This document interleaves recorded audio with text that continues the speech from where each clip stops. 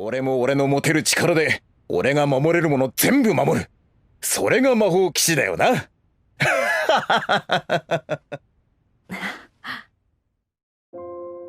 If there is one theme that you would ask me to point out in Black Clover as being the most important and prominent one, it would be the struggle against discrimination.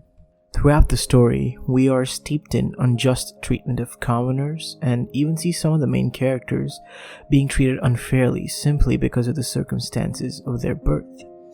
While Black Clover usually follows the typical shonen tropes for most of its story, it is with certain characters that Tabata chooses to reinforce themes that are overarchingly integral to the story. However, it is not very obvious how important these few key characters end up being to the story or themes of Black Clover as a whole, and how well Tabata writes them. So today, I'd like to point them out specifically. While there are so many characters that are done really well throughout the entirety of Black Clover, by dedicating these themes to individuals who encapsulate them, Tabata uniquely expresses the things that he wants to by placing a veil on top of these characters. And when he lets us peek at them beyond this veil for a short period of time, he allows us to understand the nuances of the things that surround the story that he wants to tell. By doing this, he allows for the readers to become heavily invested in these themes through the characters. He helps us understand that whether you are an elf who's loved by Mana, or a noble with demonic ties, or if you're the son of the first peasant who ever became a magic knight, this society and world is fundamentally corrupt from the bottom to the top. I discussed the corruption of the Clover Kingdom and how it isn't just purely the fault of those in power in my arc analysis of the Devil Worshippers arc, so check that out for my thoughts on that particular topic. The system of the Magic Knights, while amended as time has gone on, has been corrupted to cause so much suffering and injustice to those to whom it should cater to initially, but doesn't at all. All of this is because of the people who inhabit it. Changing such systems cannot be immediate or even possible, even at the top. But changing the people inhabiting it might just be a dream that could become a reality.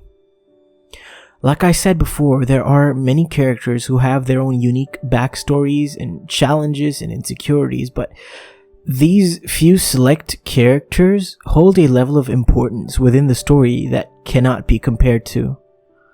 Hidden within one of, if not the best written arc in all of Black Clover, the Royal Knight's exam arc, is not only the key motivation for Zora and the Wizard King Julius, but it is one of the best presented, structured, and well-written segments in the entire story.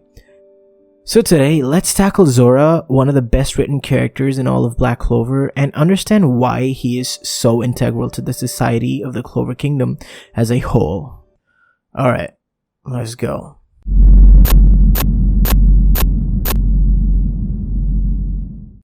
Make sure to check out DarkFoxTeam's video on Magna as well. He's going to be doing a great analysis on Magna's character, and since our boys are back in the manga in the current storyline, I am extremely excited to see what Tabata does with their characters moving forward in the plot. But with that said, let's get into a quick refresher on the events that happened during the Royal Knight's exam arc, the arc where Zora gets introduced. Alright. Quick rapid fire, let's go. Alright, so Zora beats up Zerx Lugner, the vice captain of the Purple Orcas, and then appears when the Royal Knight's exam starts and behaves rashly with Julius and ends up on Asta's team. Now, Zerx, Asta, and Mimosa are teamed up against a new team of characters who are rightfully pissed at Zerx, and our boy Zerx starts genuinely napping. Ignoring him, Asta and Mimosa try to take on these guys, and at the last second where things look real bad, Asta is attacked by a magic circle, and then a couple more appear and destroy the other team. Later, we learn that Zora did this or Zerx actually, and he did not give a shit about Asta, so there we go. As the arc continues, similar things happen and their team fights and wins against Magna's team, with Mimosa's stuck-up royal brother Kirsch, who's leading the team. And at the end of each of these fights, Zerx seems to insult them by pointing out what they did wrong, and as the exam goes on, Finral finally faces off against Langris, who was under the effects of Zagward's spell and was in the process of turning into a really evil dark elf, and he goes crazy and he almost kills Finral, at which point it is decided that Asta's team will fight against Langris's, and at the end, the match unfortunately ends on a tie. During this battle, we get to see Zerx's backstory, and at the end, he insults everyone like before, but this time he insults himself, making the audience realize that he's only been pointing out their flaws so that these people can get better. Oh, and we also get the best thing that Black Clover has ever had, in this arc. In the anime original, Kid Charmy feeding Julius, which is the cutest thing I've ever seen. But anyway, with that refresher out of the way, you guys should probably remember most of the arc, which will help with the rest of the video. But with that said, let's get into the character of Zora Ideale. Born to a lowly commoner, Zora Ideale was a timid child, born with ash magic. He was diligent and had a good relationship with his father, but it is implied that he was insecure about speaking his mind.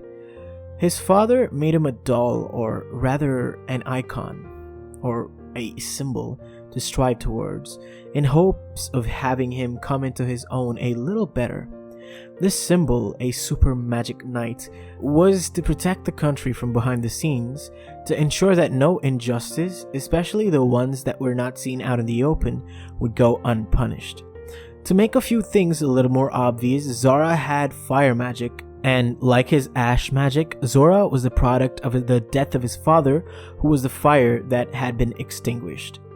To Zora, even though his father said he did not have to match it, that symbol was what his father had hoped for him to become. For the rest of his life, Zora understood that it might not even be possible for him to be even selected into the Magic Knights, so it's clear that he never even tried to join them. But like his father wanted, Zora, from behind the scenes, was doing all he could to ensure that the institution in which his father had placed his faith in was cleaned up at least a little bit. Zora never thought of dismantling the Magic Knights, but he wanted them to become the ideal that his father said that they were.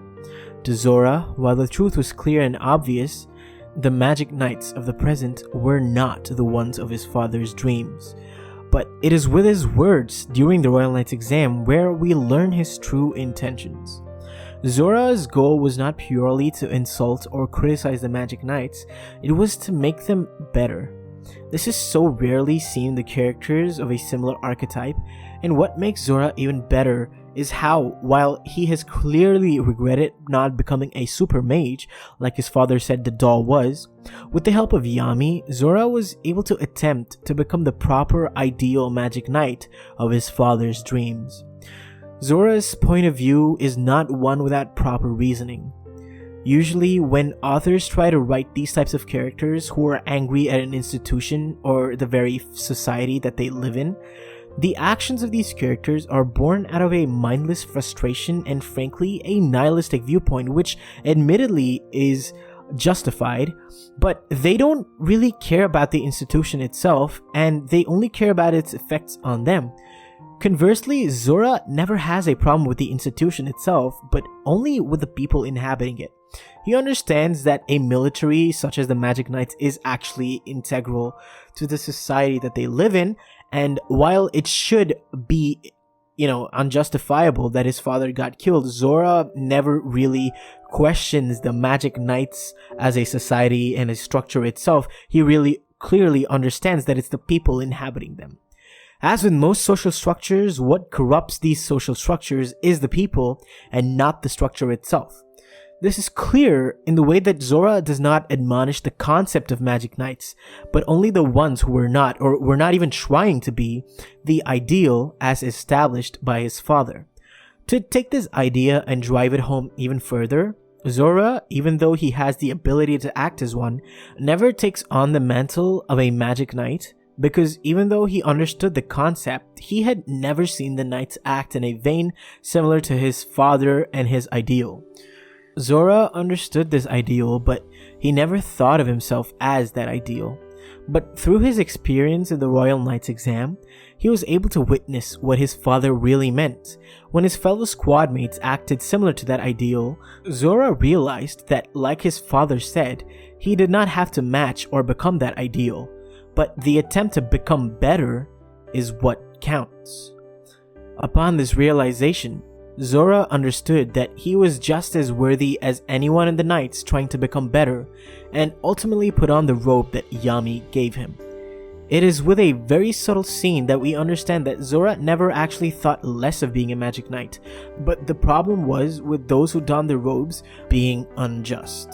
When Yami recruits Zora, he tosses a Black Bull's robe to Zora and acts like it does not mean anything. But he clearly identifies it as something that has much more meaning than a piece of fabric that can be thrown or given away at a whim. With all these pieces together, it can be inferred that Zora actually felt like he was not worthy of carrying on his father's wishes, but through his experience and with the acceptance of Julius, the man that his father respected, that he is able to don the robes of his squad and work towards becoming a true magic knight.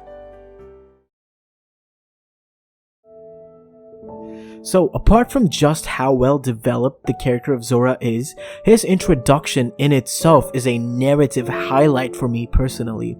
And so, I want to talk about it and point out how well Tabata ties things together with his writing. If you noticed, throughout the previous section, I neglected to talk about Zora's introduction and Zora's death. This is because the way that Tabata weaves these stories together is evidence that the man always has a bigger overarching idea for the events that he's writing in mind. When first introduced, Zora is shown to be in an altercation with the vice captain of the recently dishonored squad, the Purple Orcas. From the dialogue, it can be inferred that the vice captain Zerx is a noble person trying to atone for the sins of his previous captain and build back the reputation of his squad due to the embarrassment that they had faced. I remember when I read this part, I initially thought, like many people did, that this new masked character was going to be the villain of this tournament arc, and it tracked, given how easily he was able to beat a vice captain who happened to also be a noble. After this, the man steals the robe of a vice captain and proceeds to infiltrate the knights, and seems to be a person who did not belong with the magic knights there. He acts disrespectfully with Julius, arrogantly against everyone present, and does not hesitate to use Asta even if it means hurting him. Further, his design is that of an edgelord with absolute screams of villainy. And unless you're a Black Bulls member, which he turns out to be, this is quite eyebrow-raising to say the least. All of this leaves the reader on edge throughout the arc, wondering what this person will do to harm the norm that we have come to expect. Now, with that out of the way, let me draw your attention to the other part I had left unaddressed in the previous segment, Zora's death. When I tie these two together, you'll understand why this is such a narrative highlight. Zora's death was also an extremely important death, not only for the effects that it had on Zora's and Julius's lives, but on the perception of Zora's character and introduction as well.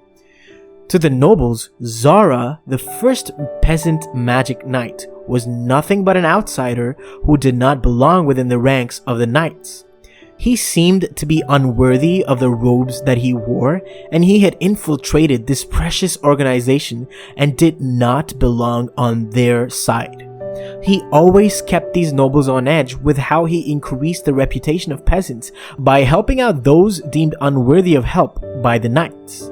The parallels that Tabata is able to draw here honestly astonishes me every single time, because he makes the reader stand in the same place as those nobles. From just the presentation, even though this was guided by Tabata, the reader does not question the validity of our interpretation that Zora is evil until various points throughout the arc where it is revealed that he is very clearly not evil. Similarly, these nobles did not even attempt to think about how this inclusion of a peasant into their ranks was actually a good thing, and how increased representation of all classes in a society and its literal military is how the nation is protected. To a country, the most important people are not the nobles, but the peasants and the commoners who almost always make up the majority. With just the introduction of Zora, Tabata is able to highlight how important it is to look deeper beyond the surface level for anything and everything that we can, because nothing is without depth, and each and every single piece of art and character, and in this case piece of writing, is always deserving of a deeper look. Through Zora, Tabata portrays the rage of the working class, trying to strive and go above their station. Though you are kept down and under the boot of the higher society, you try hard and even harder and finally get to stand tall, but this society will not let you. But is that the fault of the society itself, that you have to burn it to the ground and start over again? Or is it your responsibility, if you're able to, that is, to change the ones who inhabit that society and ensure that the path that you have walked has cleared the way for those who were in your position earlier to follow? Villains may choose the easy way out and call the society wrong in conception and need not have any more backup to their point of view, but where there are people, there exists nuance, and nowhere is it more apparent than in the institution that Zora's father was proud of. Yes, his squadmates murdered him, but at the same time, it is within this institution that his father found an ideal to strive towards. The very nobility of the profession itself is what allows one to understand that it is not the robe, but is the people who don these robes who make a difference. Zora saw injustice throughout the exam, but it was not for another peasant that he got enraged, it was for a noble. Throughout the exam, there were nuanced situations, but it was when it came to Finral and Longris that this injustice had gone up to a level which Zora could no longer accept. This was a point of no return, where a person with power unleashes their hatred on those without, and all while claiming to be the ideal magic knight. Zora realizes that though there are times when you have to tear people down and to build them back up again, there comes a time when you have to stand up against pure evil, which is what Longris had become at this point, and become hopeless rage incarnate.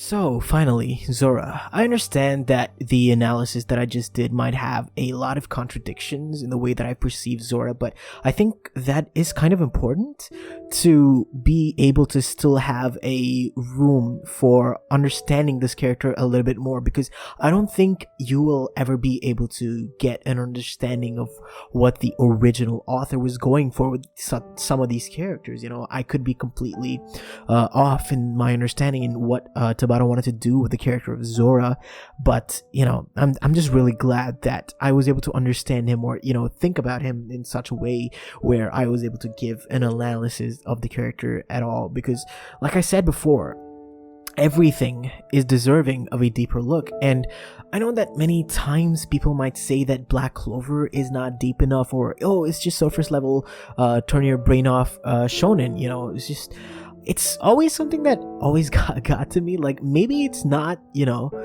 the best at clearly pointing things out to you, because like, you know, even though I did make this Zora you know, breakdown, when I went and read those chapters or whatever, it was very limited in what Tabata was able to give us, and a lot of this theory video had to do with interpretation and not just delivering to you what was on the pages, because what was on the pages was very finite.